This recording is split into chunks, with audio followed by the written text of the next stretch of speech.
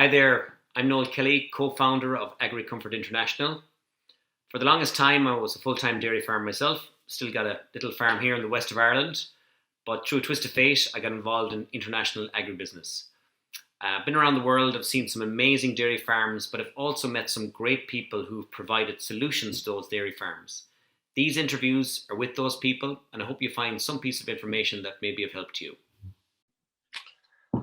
Okay, hi there if you're looking in. This is just a brief interview. I'm going to call this Interviews with Solutions People. So Gerwin Meesters from Holland, I would class as certainly a calf housing specialist. So Gerwin, how are you doing? Not too bad today. The weather is good, so. Great. And you're calling us from Van Spijker headquarters, Agri-Plastics Nederland headquarters there. You're not too far from Zwolle in the Netherlands? No, it's only 20 kilometers from here. So yeah, we're in the suburbs of Zwolle. Suburbs of Zwolle, yeah. Yeah. And if anyone's looking back at this video, we're in the middle of our COVID lockdown here. So I'm working from home and I've got my little, the cows here behind me. So we're all kind of in a little bit of shutdown, aren't we? We are, yeah. Sadly, we are, yeah. Sadly, we are. So look, there'll be three kind of simple questions to this format. I'll be asking you about some solutions on some farms you've been proud of and have worked really well. And then I'll also be, so maybe 2 or 3 solutions that you're proud of we can talk about in a few minutes, about 15 minutes for anyone looking in. We're going to try and keep this to 15 or 20 minutes. And then we're also going to maybe talk about some future and some new trends you see happening in new products that are really working with calf housing. But most importantly, can you tell me a little bit about yourself and how long you're in this business and what's your normal day-to-day? Yeah, what my normal day-to-day is, well, let's start with introducing myself. I'm Gerwin Meesters, 34 years old. I started this job 10 years ago. Back then it was Van Spijker barn equipment selling agri-plastics products that became more and more every year until 3 years ago. Then we decided to make it a separate company under the Van Spijker holding. So that's why we introduced in 2017, we introduced Agri-Plastics Nederland to make the whole brand building a little bit easier, and we can still see a big growth since that. The only thing that changed for me is that I'm not wearing blue shirts anymore, but black shirts with a nice Agri-Plastics logo. We have two nice fans completely covered with calves and logos, and I can just focus on calf housing now. And that's something, if you do it from day to day and the whole day, then you're becoming more an expert in things. And it's not just telling about our products, but it's more about the whole solution around it. And why are our products the best, and why can we offer a farmer a solution that will bring his dairy farm to the next level, because that's what it's all about. That's what it's all about. And yeah. But you yourself, how did you get into this industry? Did you grow up in a dairy farm yourself, or I know you're a big farmer. My grandfather was a dairy farm. Yeah, well, I was. My grandfather was a dairy farmer, and since I was a little kid, I was always working at a dairy farm, driving tractors. And when I finished my studies, it was quite logical that I ended up in the agri business. And yeah, the calf housing was really a thing that was keeping my attention. I really liked it and still do every day. And yeah, if you have the job that you like, then it's a lot easier to do, if you ask me. If you enjoy what you do, you never work a day in your life, they say. Yeah. Brilliant. And so I'm gonna bring the conversation a moment to some solutions that you're really proud of, because calling this Interviews with Solutions People or Agri-Solutions People, and I definitely see you as one of the champions of those. So would your experience with Agri-Plastics, so you've been selling Agri-Plastics for about 10 years now. I think Van Spijker, the company further on, is maybe going back possibly 12 years, I think. Would that be right? Or was it around the time? Even more. It's close to 20 years already. Yeah. 20 years. When Joe Van Buren, Darren Van Buren's dad, came over, that's when it first started. Well, right? yeah, the company itself started small, more as a side dish, if you can call it like that. But the day that Joe Van Buren came over, that was somewhere around 2003, 2004. Wow. Okay. The first. Back then, Arno van Spijker said, "Well, it's too early. I just started with my business. This is not a project that I can put in my in my warehouse." Okay. A few years later, he came back, and then they started it together with a dairy farmer close by, who already knew the products from his study time in I think Canada it was. So that was basically the reason to just get a container with calf hutches shipped over here. I think almost half of those hutches went to that dairy farm, and the other half went in stock here. So that's how the whole history started, and that's in 2006, 2007, if I'm not mistaken. Wow, fantastic! And so quick fire questions. In your 10 years of experience in working with Agri-Plastics, now we're not going to make this entire conversation about Agri-Plastics. We'll move on to all aspects of calf housing. But in your experience, in your 10 years of selling Agri-Plastics, how many warranty claims? Well, it aren't much. Maybe in general, maybe once a year. So let's say 10. And in most of the cases, it's just small things. It's not like complete hutches are ripped apart. It's mostly a small thing that's easily to solve. Yeah.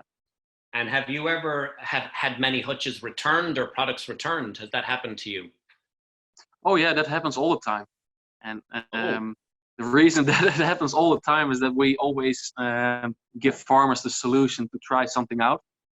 And I'm really precise, and I love having all things the same. And if a farmer, for instance, is trying out one of our group hutches with a sliding fence, and later on he decides to order 4 or 5 group hutches with a slightly different options on that, then I hate leaving that one hutch there and have the other 4 hutches that he orders later being different. So what I always then suggest, okay, we take that trial hutch back to our warehouse, and you will just get 4 or 5 complete new ones.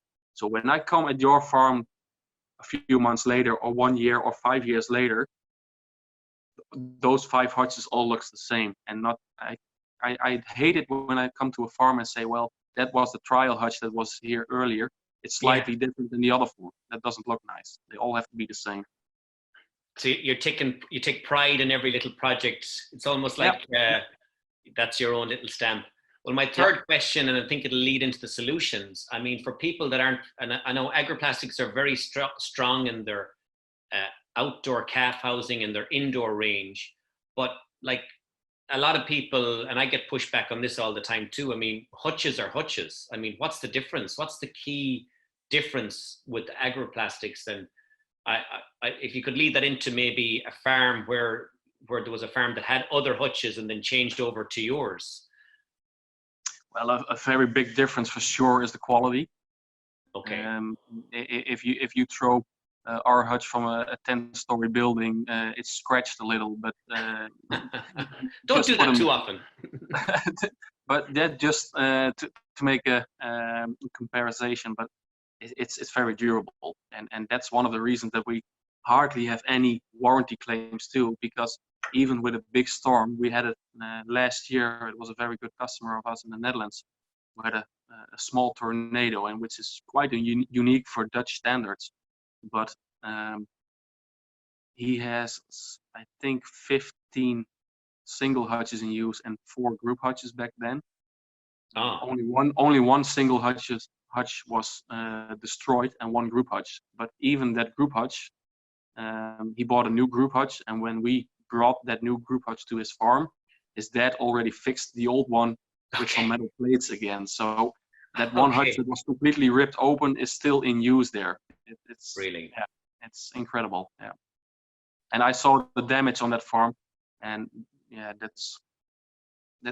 I'm not often looking for words, but yeah, it was not just a normal storm what happened there. Yeah. Well, and I think if anyone has seen Agri-Plastics at a trade show and stuff, and they might have seen the tough test and the Van Buren brothers doing that actually just outside their own farm where they started farming themselves in Canada, and the truck smashing into it.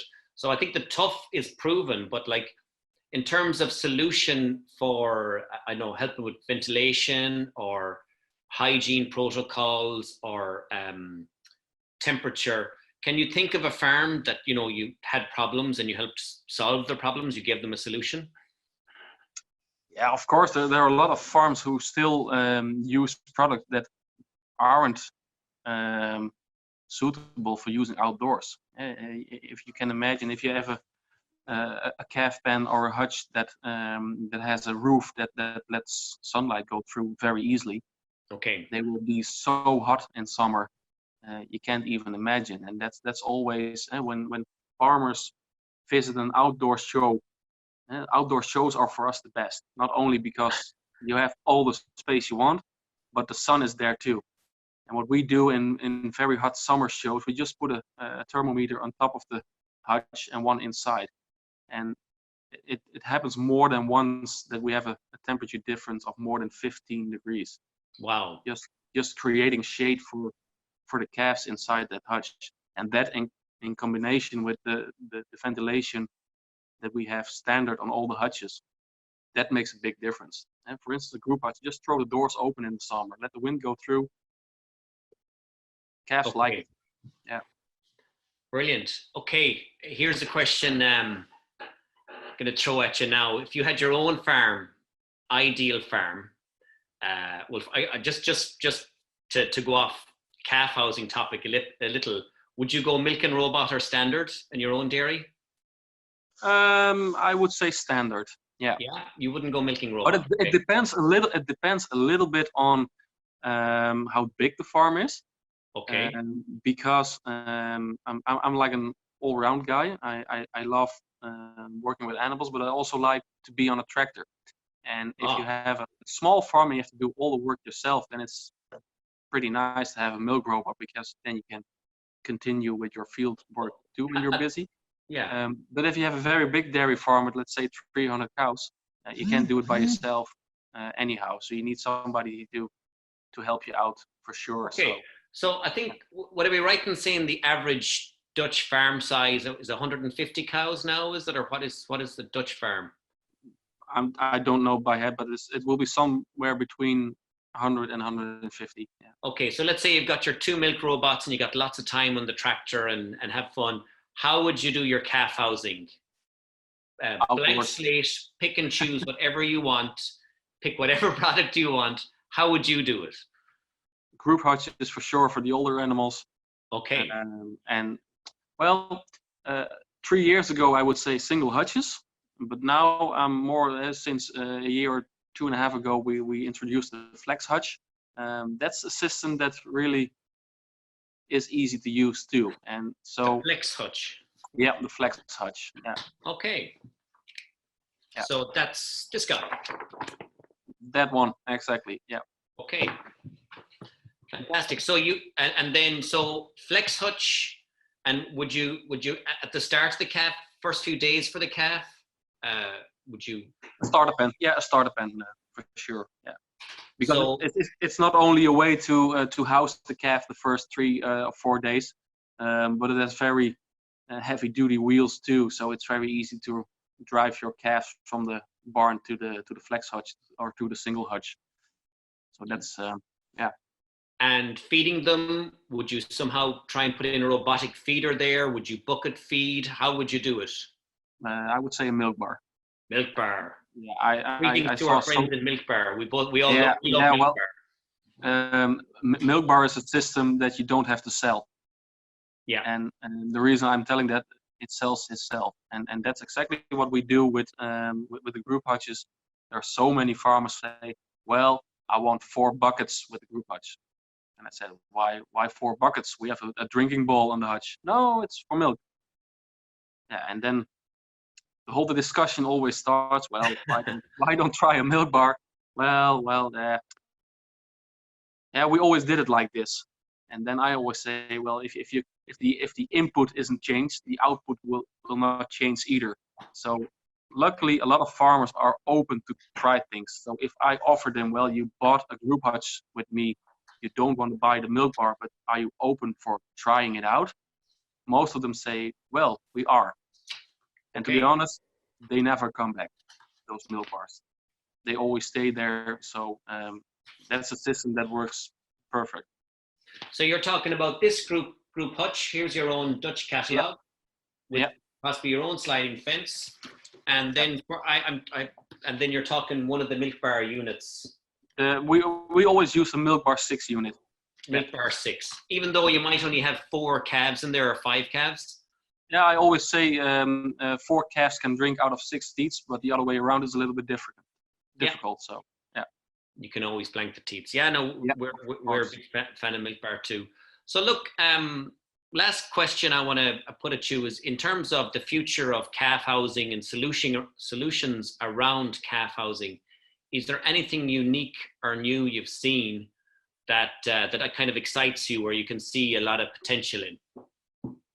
I see a lot of potential in the new ventilation system that we have for indoor housing.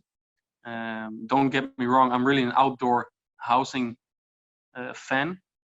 Because there are downsides. For instance, when the weather is not good, and when you have the farmer who says, well, I don't like being outdoors doing the calves in the dark in the winter, I totally get that.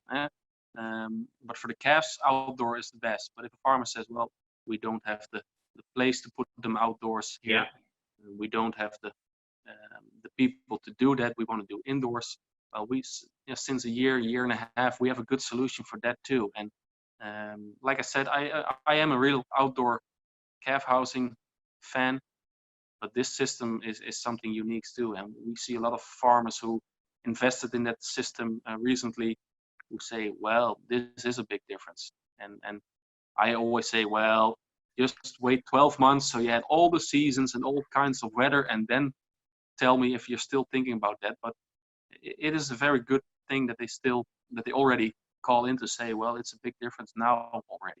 That's something that makes me happy. And so what we're talking about here is the Flapduct solution. Exactly, yeah.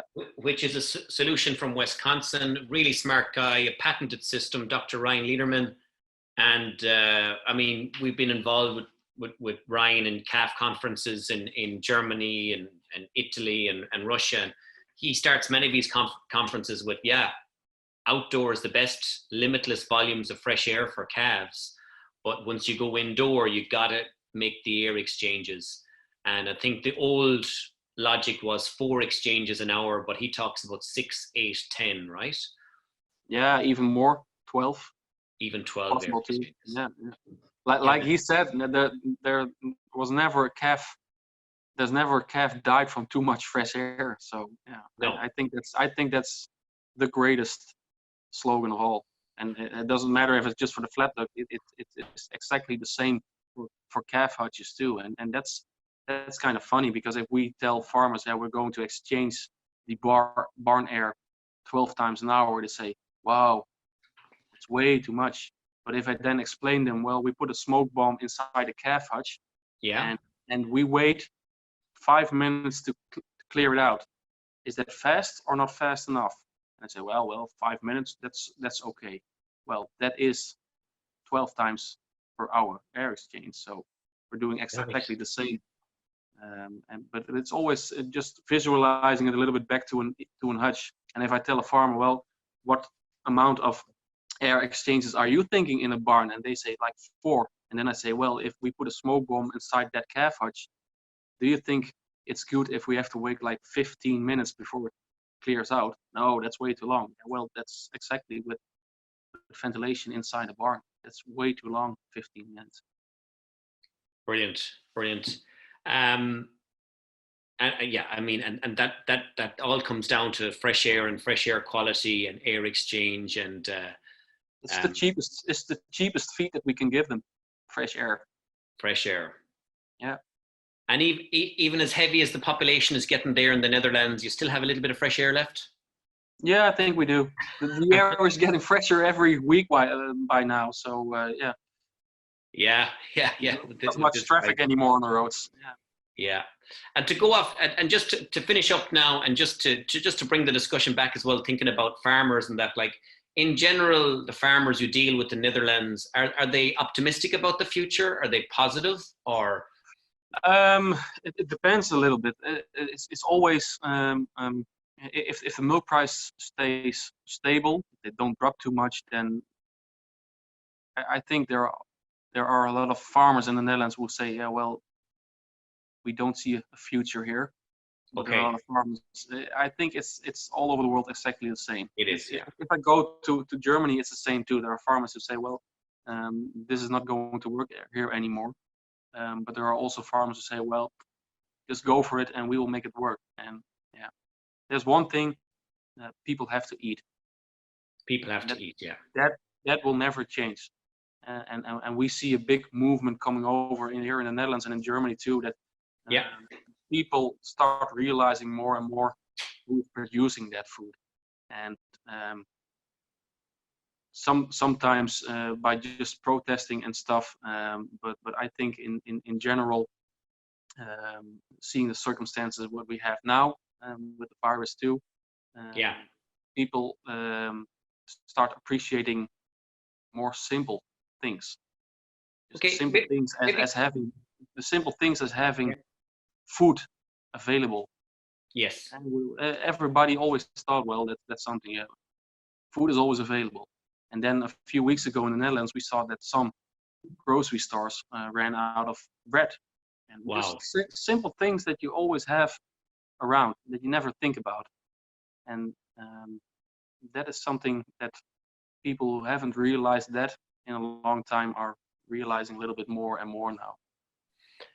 And in terms of people that maybe, I mean, for me personally, if someone talks about being a vegan or something like that, I respect it if they can manage to do something like that.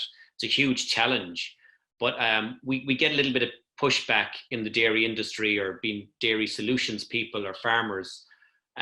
What would you say to people, and maybe in light of this whole COVID thing, like what would you say to people that maybe are not familiar with what we do day to day?